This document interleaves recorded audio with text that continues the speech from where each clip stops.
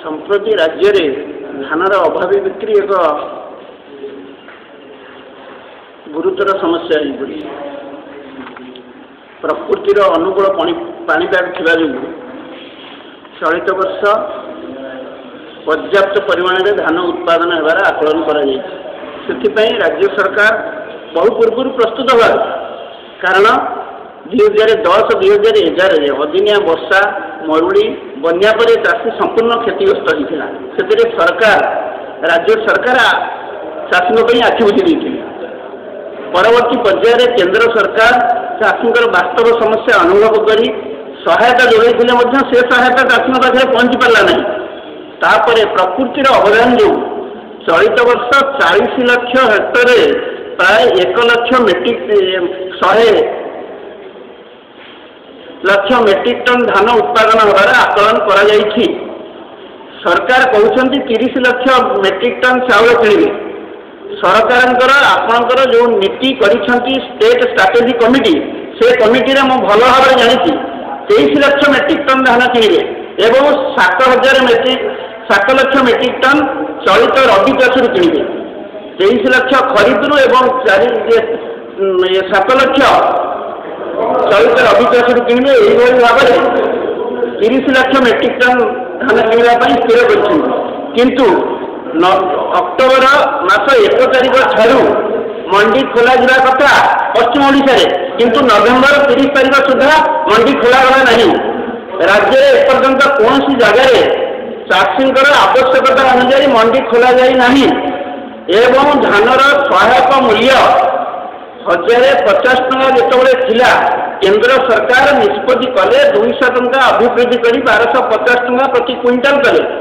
से अन्य राज्य सरकार पड़ोसी छत्तीसगढ़ प्रभृति राज्य 200 ରୁ 300 टका पर्यंत बोनस से चाषी स्वार्थ रक्षा पाई से 300 टका पर्यंत बोनस देते।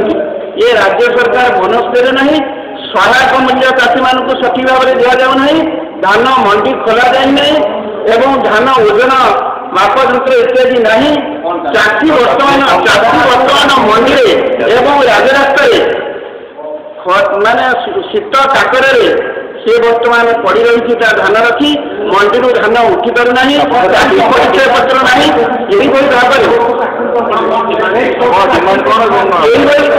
में चाषी जिते घोर अभावनीय परिस्थिति धान बिक्री रही से समय सरकार नैतिक दायित्व कर्तव्य तुरंत राज्यर प्रत्येक जगार प्रत्येक पंचायत में मंडी खोलिया कथा। राज्य सरकार 300 टका बोनस दवा कथा एवं राज्य सरकार सहायक मूल्य उपयुक्त सहायक मूल्य किपर चाषी मैंने पाइपर से कथा देखा कथा। सरकार संपूर्ण भाव में आखि बुझी विधानसभा विरोधी दल नेता और कांग्रेस दल समस्त विधायक बारंबार दावी करदेश कांग्रेस कमिटी सभापति बोनस दावी कर कांग्रेस तरफ राज्यव्यापी आंदोलन आरंभ होती भवानीपाटना खड़िया ठार आरंभ होती विभिन्न स्थान में आंदोलन करूँ।